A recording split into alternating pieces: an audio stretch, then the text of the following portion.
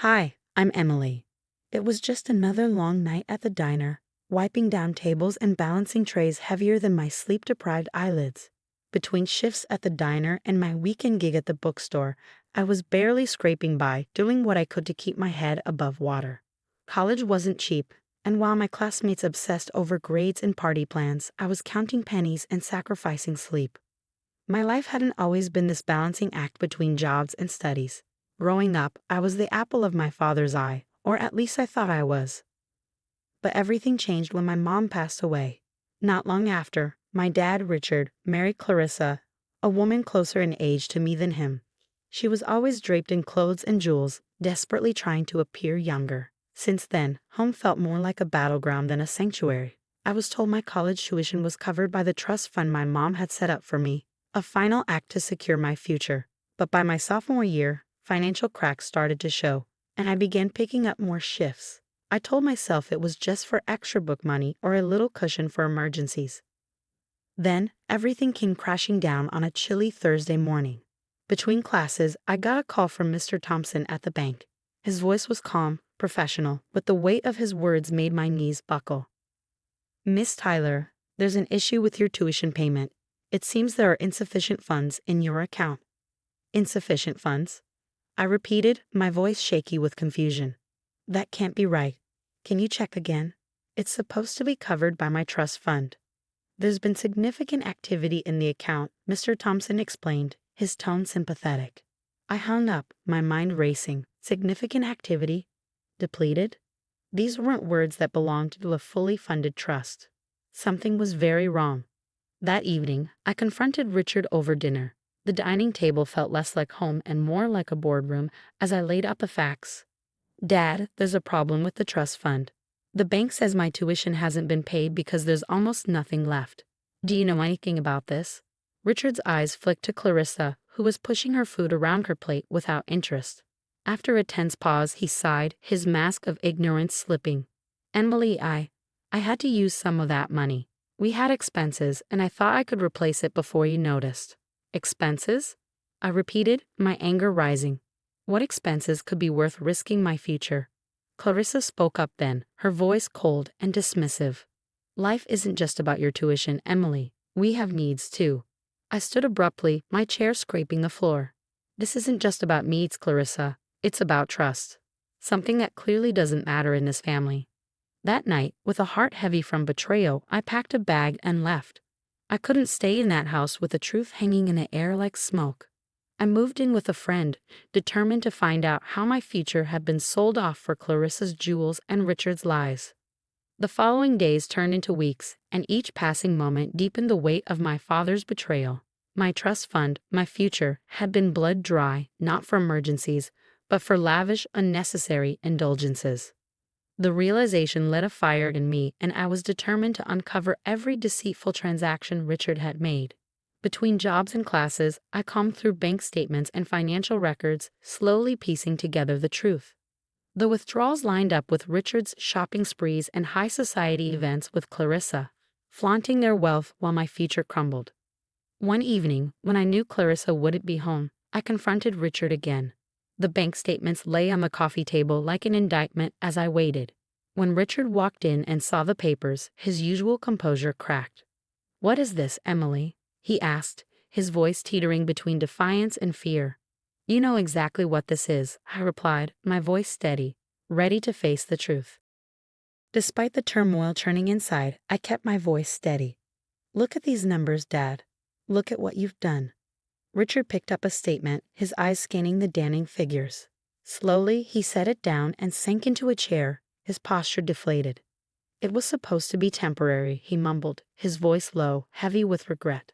"I thought I could make it right before you ever found out." "Temporary?" I scoffed, the bitterness in my voice cutting through the air. "You gambled with my future. How could you ever think that was okay?" For a fleeting moment, Richard's eyes met mine, and I saw a glimpse of the man who had raised me, the father I once admired. But that flicker quickly faded under the weight of his actions. "It was all for her, wasn't it?" "All for Clarissa," I pressed, needing to hear him say it. "Yes," he whispered, the admission hanging between us like a heavy fog. I stood up, the chair scraping loudly across the floor. I trusted you, Dad, and you chose her happiness over your own daughter's future." Without another word, I walked out, the door closing behind me with a finality that echoed my resolve. That night, lying in a small room I now called home, the weight of my broken family ties pressed down on me. Cutting communication with Richard was painful but necessary. Each time my phone rang, I ignored it. Every unanswered message was a reminder that I needed space, a plan, something public and irreversible that would dismantle the facade Richard and Clarissa had built. As the dawn broke over another sleepless night, an idea began to form. A plan that would not only expose Richard's betrayal but humiliate Clarissa in the process. The perfect setting. The upcoming charity gala, where they always basked in the spotlight. It was only a week away, and everything was coming together more smoothly than I had dared to hope. My unlikely ally in this scheme was Sarah, once Clarissa's close friend but now a scorned ex-ally who had felt the sting of betrayal just as deeply as I had. We spent countless nights huddled over my laptop in her cramped living room, piecing together evidence of the lavish expenditures that had drained my trust fund. Each transaction traced back to a specific piece of jewelry that Clarissa flaunted on social media. The paper trail was irrefutable. Bank statements, receipts, and photos of Clarissa draped in jewels at high society events. "Imagine her face when everyone knows the truth," Sarah said one evening, a mischievous spark in her eyes. "I don't want to imagine it," I replied, my resolve hardening. "I want to see it."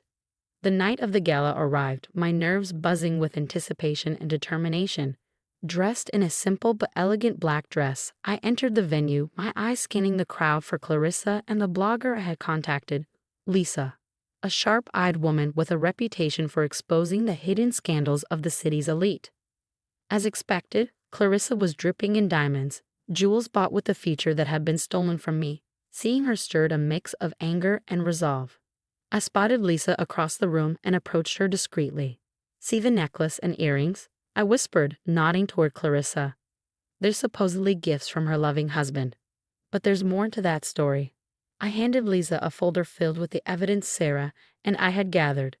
Lisa's eyes widened as she flipped through the documents. "This is gold," she murmured, already pulling out her phone, likely planning her next steps to break the story. As the night wore on, Sarah and I watched from the shadows as Lisa subtly pointed her camera at Clarissa, capturing the diamonds that now glittered with deceit. She mingled among the guests, weaving the real story into conversations. Rumors began to ripple through the crowd like wildfire. When Lisa finally posted the expose online, complete with photos and irrefutable evidence, the reaction was immediate. Guests whispered, their eyes darting between their phones and Clarissa. The room buzzed with the energy of scandal, the air thick with shock and schadenfreude. Richard's face turned pale as he read the breaking news on a guest's phone, his eyes locking with mine from across the room. In that moment, the carefully crafted facade of the doting husband shattered, leaving behind only the raw guilt of a man who had gambled and lost everything. Clarissa's reaction was even more dramatic. She clutched her necklace as if it could protect her from the judgment crashing down around her. But the jewels no longer sparkled with luxury. They glittered with lies and theft. As the evening came to a close, Richard and Clarissa hurriedly left the gala, avoiding the eyes of their former friends and allies. Sarah gave my shoulder a reassuring squeeze, a silent acknowledgement of our victory. That night, as I lay in bed, the adrenaline slowly ebbed, and for the first time in months, I felt a wave of true relief. The truth wasn't whispered in corners, it had been shouted from the rooftops. I hadn't exposed their deceit for revenge, but for justice, to reclaim my future and prove it was no one's to gamble with but my own. The aftermath of the gala was swift and unforgiving. By the time the sun rose the next morning, the story of Richard's misuse of my trust fund, spurred by Clarissa's greed, had spread across every local news outlet. Lisa's blog post, armed with the evidence Sarah and I had uncovered, went viral, shared by those hungry for both scandal and justice. Richard's once impeccable reputation crumbled under the weight of public scrutiny. Professional relationships that had taken him decades to build evaporated overnight, with colleagues and business partners distancing themselves, unwilling to be associated with his deceit. His once tight social circle unraveled as friends turned their backs, condemning his actions. But the consequences didn't end with social ostracism. The trust fund, meant to support not just my education but the future of other family members, had been compromised. Upon learning of the breach, my aunt and uncle, whose children were also beneficiaries, filed a lawsuit against Richard, seeking reparations for the misallocated funds. The ensuing legal battles drained whatever sympathy anyone might have had left for him. As for Clarissa, the backlash shattered her social standing. Humiliated and shunned by her peers, she found her position in the community untenable. With her image tarnished beyond repair, she left Richard, seeking refuge far away from the judgmental eyes of those they had once mingled with. Meanwhile, an unexpected silver lining emerged. The community, touched by my story and impressed by my resolve, rallied behind me. Local business owners and residents set up a community fund to help cover my tuition and living expenses. Their generosity was overwhelming, reminding me that for every act of deceit, there is often an act of kindness. Thanks to their support, I was able to return to my studies, free from the financial burden that had once weighed so heavily on me. I moved into a small apartment, modest, but mine, and reveled in the independence it offered. It was a fresh start, a space that symbolized my freedom from the shadows of betrayal that had once loomed so large. Through it all, I had learned the value of self-reliance and the importance of holding those we love accountable. The betrayal I experienced was deep and painful, but it taught me resilience and the power of standing up for what is right. With the support of my community and my own newfound strength, I embraced my studies with renewed passion. I was no longer just surviving, I was thriving. Every step I took was a testament to the power of truth and the enduring spirit of a woman determined to reclaim her future. And now my story was no longer about what had been lost. It was about everything I had gained.